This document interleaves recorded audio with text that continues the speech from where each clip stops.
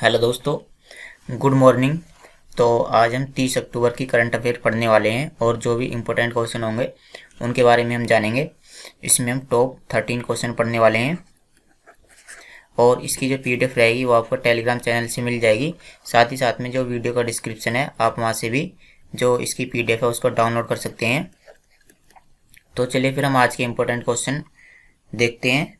ये नियुक्ति से संबंधित क्वेश्चन है और देखिए यहाँ पर शौकत मिर्जियोयेव तो ये किस देश के फिर से राष्ट्रपति बने हैं? तो ये फिर से राष्ट्रपति बने हैं उज्बेकिस्तान के। ठीक है, तो ठीक है, उज्बेकिस्तान। चलिए फिर हम उज्बेकिस्तान के बारे में जान लेते हैं। देखिए इसकी राजधानी क्या है? ताशकंद। यहाँ की मुद्रा है उज्बेकिस्तानी सोम और यहाँ के राष्ट्रपति कौन है? Shavkat Mirziyoyev. ठीक है, ये दोबारा से उज्बेकिस्तान के राष्ट्रपति बने हैं। ठीक है, तो ये क्वेश्चन जो है इम्पोर्टेंट हो जाता है। देखिए यहाँ पर आप इंडिया को देख सकते हैं। यहाँ पर ये जम्मू और कश्मीर वाला रीजन है। ठीक है, इसी के साथ में यहाँ पर जो अफगानिस्तान है वो अपनी सीमा साझा करता है यहाँ पर, और यहाँ पर पाकिस्तान भी अपनी सीमा साझा करता है। अब देखिए यहाँ पर तजाकिस्तान यहाँ पर सेंटर में स्थित एक देश है। दूसरा मानिए किर्गिस्तान, तीसरा मानिए कजाकिस्तान, चौथा मानिए उज्बेकिस्तान और पांचवा मानिए तुर्कमेनिस्तान। तो ये जो भी किस्तान वाले जो देश हैं ये यहाँ पर 5 देश हैं। तो इनकी जो राजधानी है वो आपको पता होनी चाहिए। ठीक है, तो इन सभी की हम राजधानी पढ़ लेते हैं। जो तजाकिस्तान है इसकी राजधानी क्या है? तजाकिस्तान की राजधानी है दुशानबे। इसकी राजधानी क्या है? दुशानबे। यहाँ पर आ जाते हैं किर्गिस्तान पर। तो किर्गिस्तान की राजधानी क्या है? बिश्केक। इसकी राजधानी है बिश्केक। और उसके बाद आ जाते हैं कजाकिस्तान पर। तो कजाकिस्तान की राजधानी है नूर सुल्तान। इसकी राजधानी क्या है? नूर सुल्तान। तो तजाकिस्तान की राजधानी दुशानबे, किर्गिस्तान की है बिश्केक और कजाकिस्तान की है नूर सुल्तान। उसके बाद हम जान लेते हैं उज्बेकिस्तान की। तो उज्बेकिस्तान की राजधानी है ताशकंद। और उसके बाद यहाँ पर तुर्कमेनिस्तान। तो तुर्कमेनिस्तान की राजधानी क्या है? इसकी राजधानी है अशगाबत। ठीक है, अशगाबाद इसकी राजधानी है। तो इस तरह से यहाँ पर ये 5 देश आते हैं। तो इनकी राजधानी पता होनी चाहिए। पाकिस्तान की राजधानी क्या है? इस्लामाबाद। और अफगानिस्तान की राजधानी क्या है? काबुल। चलिए अगला क्वेश्चन देखते हैं। मोटो जीपी वर्ल्ड चैंपियन 2021 का खिताब किसने जीता है? तो देखिए आपने फॉर्मूला 1 रेसिंग सुनी है, तो उसमें तो कार रेसिंग होती है, लेकिन ये जो मोटो जीपी है इसमें क्या होता है? इसमें इस तरह से बाइक रेसिंग होती है। तो ये जो चैंपियनशिप है किसने जीती है? तो यह जीती है फेबियो क्वाट्रो। ठीक है, फेबियो क्वाट्रो ने मोटो जीपी वर्ल्ड चैंपियनशिप जीती है। ठीक है, तो आप यहाँ पर देख सकते हैं इन्होंने यामाहा बाइक होती है वो चलाई है। और दूसरे स्थान पर इसमें ये वाले, इनका नाम आपको याद नहीं करना है, ना ही आपको इनका नाम याद करना है। इन्होंने डुकाती बाइक चलाई है और इन्होंने सुजुकी बाइक चलाई है। ठीक है, ये किस देश के रहने वाले हैं? ये फ्रांस के रहने वाले हैं। ठीक है, तो चलिए फिर हम अगला क्वेश्चन देखते हैं। इसमें आपको क्या करना है? इसमें आपको ये जो रेसर है, राइडर जो है, इनका नाम आपको याद करना है, फेबियो क्वाट्रो। खुले में शौच मुक्त और प्रत्येक घर को बिजली प्रदान करने वाला भारत का पहला राज्य कौन सा बन गया है? तो क्वेश्चन इंपॉर्टेंट है। तो यानी कि प्रत्येक घर को बिजली प्रदान करने वाला और खुले में शौच मुक्त, यानी कि प्रत्येक घर के पास अपने अपने शौचालय हैं। तो इस तरह का भारत का पहला राज्य कौन सा बन गया है? तो राज्य का नाम है गोवा। आप यहाँ पर देख सकते हैं ये हैं गोवा के मुख्यमंत्री प्रमोद सावंत। तो इन्हीं की जो है कार्यवाही के दौरान ये जो गोवा है यह देश का पहला राज्य बन गया है। तो चलिए फिर हम गोवा के बारे में जान लेते हैं। देखिए गोवा की राजधानी क्या है? इसकी राजधानी है पणजी। यहाँ पर यह है गोवा और यहाँ के मुख्यमंत्री हैं प्रमोद सावंत और यहाँ के राज्यपाल हैं PS श्रीधरन पिल्लई। ठीक है, इनकी नियुक्ति हाल ही में हुई है, तो आपको इनका नाम पता होना चाहिए। किस राज्य ने लूनी सोलर कैलेंडर, जिसका नाम क्या है? भास्कर बदा, ठीक है, को अपना आधिकारिक कैलेंडर घोषित किया है? तो राज्य का नाम बताना है जिसने ये जो लूनी सोलर कैलेंडर है इसको अपना लिया है और इसका अपना ऑफिशियल कैलेंडर घोषित किया है। तो यहाँ पर राज्य का नाम है आप यहाँ पर देखिए राज्य का नाम क्या है, असम। ठीक है, तो ये भी वन लाइनर क्वेश्चन है। तो बस इसमें हमें और कुछ जानने की आवश्यकता नहीं है। देखिए ये क्वेश्चन भी काफ़ी इंपॉर्टेंट है। इनोवेशन फॉर यू पुस्तक को किसने लॉन्च किया है? तो आप यहाँ पर देख सकते हैं अमिताभ कांत, सीईओ ऑफ नीति आयोग। तो इनोवेशन फॉर यू ये जो पुस्तक है इसको नीति आयोग के द्वारा लॉन्च किया गया है, नीति आयोग। अब देखिए इस पुस्तक में क्या है, इस पुस्तक में है ये है यहाँ पर देखिए अटल इनोवेशन मिशन, अटल इनोवेशन मिशन यानी AIM। तो केंद्र सरकार का या जो नीति आयोग है इसका एक मिशन है, वो क्या है, अटल इनोवेशन मिशन, जिसके द्वारा क्या किया जाता है, जिसके द्वारा जो स्टार्टअप होते हैं, जो नए नए बिजनेस खोले जाते हैं, तो उनको जो है प्रमोट किया जाता है। ठीक है, तो ये जो स्टार्टअप की जो सफलता की कहानी है इसी पुस्तक में इनको बताया गया है। चलिए हम नीति आयोग के बारे में जान लेते हैं। नीति आयोग, इसकी स्थापना कब हुई थी? इसकी स्थापना हुई थी 1 जनवरी 2015 में, 1 जनवरी 2015 में। आप इसके बारे में लिख लीजिए, ठीक है, क्योंकि ये जो संस्थान है काफ़ी इंपॉर्टेंट है। इसका मुख्यालय कहाँ पर स्थित है? इसका मुख्यालय न्यू दिल्ली में स्थित है। और इसके अध्यक्ष कौन है? अध्यक्ष, तो इसके अध्यक्ष हैं PM मोदी। ठीक है, जो नरेंद्र मोदी हैं वो इसके अध्यक्ष हैं। और इसके उपाध्यक्ष कौन है? उपाध्यक्ष, इसके उपाध्यक्ष हैं राजीव कुमार। और आपने इसके जो CEO हैं इनका तो नाम देख ही लिया है, CEO कौन है? अमिताभ कांत है।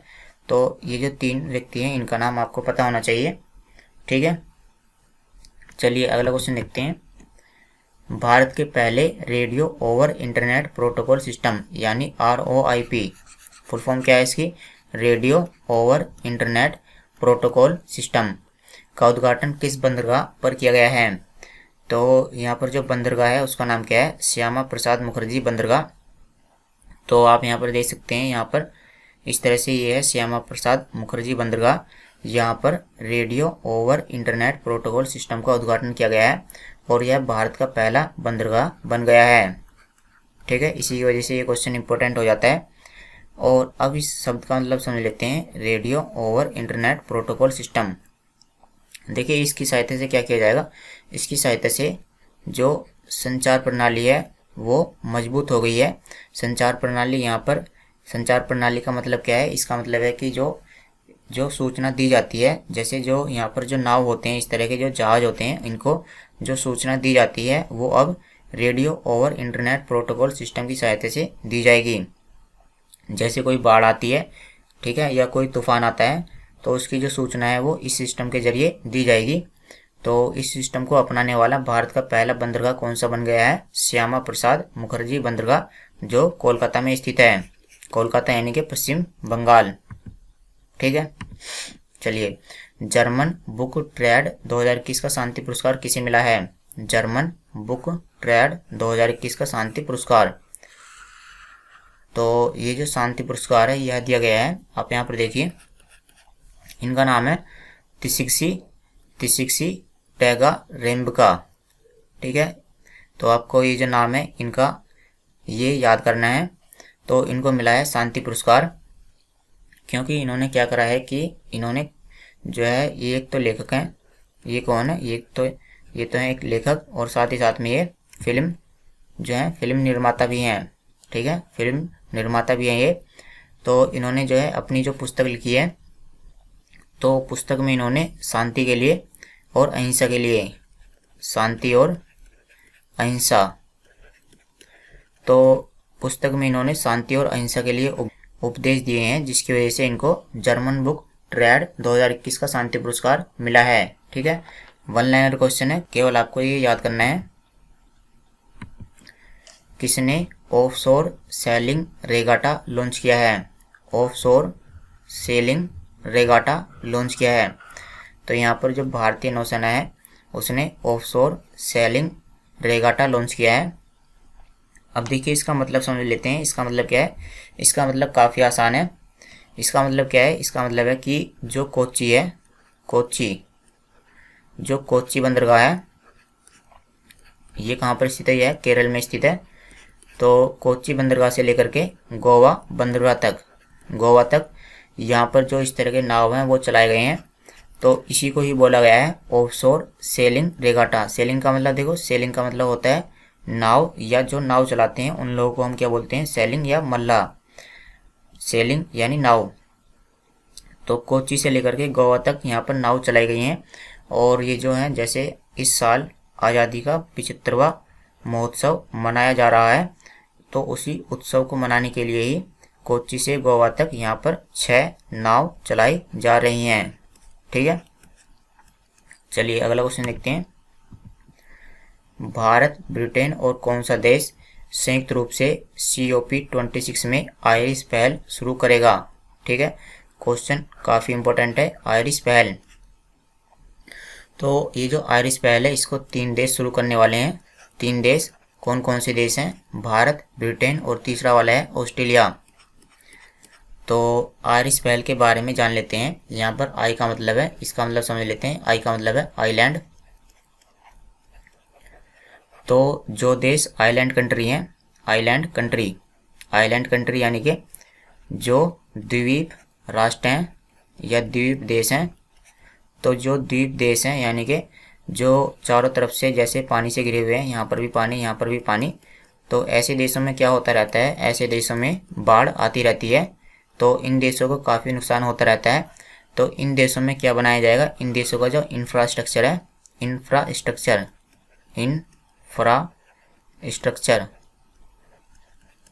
तो जो इंफ्रास्ट्रक्चर है वो यहाँ पर डेवलप किया जाएगा। ठीक है, तो यही है आयरिस पहल। अब इसकी हम फुल फॉर्म जान लेते हैं। फुल फॉर्म क्या है इसकी? यहाँ पर देखिए, आयरिस यानी infrastructure for resilient island state. Island state यानी कि ऐसे देश जो आइलैंड वाले हैं, यानी जो द्वीपीय देश हैं, तो उनका जो है इंफ्रास्ट्रक्चर डेवलप किया जाएगा जिससे कि वो बाढ़ वगैरह का सामना कर सकें। चलिए अगला क्वेश्चन देखते हैं। देखिए, Ayushman Bharat health infrastructure mission को किसने लॉन्च किया है? तो यहाँ पर जो PM मोदी हैं उनके द्वारा इस मिशन को लॉन्च किया गया है। और इसमें जो है, यहाँ पर देखिए इंफ्रास्ट्रक्चर का मतलब यहाँ पर कुछ ना कुछ चीज़ें बनाई जाएंगी। तो यहाँ पर थोड़ा थोड़ा आप डायग्राम में भी देख सकते हैं यहाँ पर। तो यहाँ पर जो ग्रामीण अस्पताल हैं, साथ ही साथ में जो शहर में अस्पताल हैं, उनको डेवलप किया जाएगा। तो यहाँ पर देखिए 17,788 new rural health and wellness centres है and 11,024 new urban health and wellness centres है। यानी यहाँ पर जो है नए सार्वजनिक अस्पताल बनाए जाएंगे। गांव वाले क्षेत्रों में 17,000 और शहरी क्षेत्रों में 11,000। इसकी जो यहाँ पर लागत है आपको ये याद करनी है। इसकी लागत कितनी है? 5,000 करोड़। तो ये एक नया मिशन है जो केंद्र सरकार के द्वारा शुरू किया गया है। देखिए ये पुस्तक है, पुस्तक का नाम क्या है? कमला हैरिस फिनोमिनल वुमेन। कमला हैरिस फिनोमिनल वुमेन नामक पुस्तक के लेखक कौन है? तो आप यहाँ पर देख सकते हैं, इस पुस्तक के लेखक हैं चिदानंद राज घट्टा। अब देखिए जो कमला हैरिस है इनके बारे में जान लेते हैं। ये कौन है? ये हैं वाइस प्रेसिडेंट ऑफ USA, यानी ये अमेरिका की उप राष्ट्रपति हैं। और राष्ट्रपति कौन है? Joe Biden. तो कमला हैरिस के बारे में ही इस पुस्तक में बताया है। ठीक है, भारतीय सेना ने अपना 75वां इन्फेंट्री डे कब मनाया है?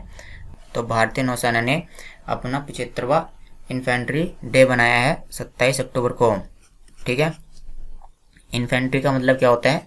इन्फेंट्री का मतलब होता है पैदल सेना। तो जो भारतीय थल सेना है उसमें पैदल सेना को कब शामिल किया गया था? इसको जो थल सेना है उसको शामिल किया गया, जो पैदल सेना है उसको शामिल किया गया था 27 अक्टूबर 1900, यहाँ पर देख लेते हैं 27 अक्टूबर 1947 में। ठीक है, इन्फेंट्री यानी पैदल सेना। और जो आर्टिलरी होती है, आर्टिलरी को हम बोलते हैं जो बंदूकबाजी करते हैं, जो गोला बारूद छोड़ते हैं, इन्फेंट्री, आर्टिलरी। तो इस तरह से ये अलग अलग कैटेगरी हैं भारतीय थल सेना के अंदर ही। सतर्कता जागरूकता सप्ताह 2021 कब से कब तक मनाया जाएगा? तो यह मनाया जाएगा 26 अक्टूबर से 1 नवंबर तक। ठीक है, आप इसके बारे में पढ़ सकते हैं। तो चलिए फिर दोस्तों, आज की वीडियो में इतना ही। Thanks for watching the video. कल मिलते हैं आपसे।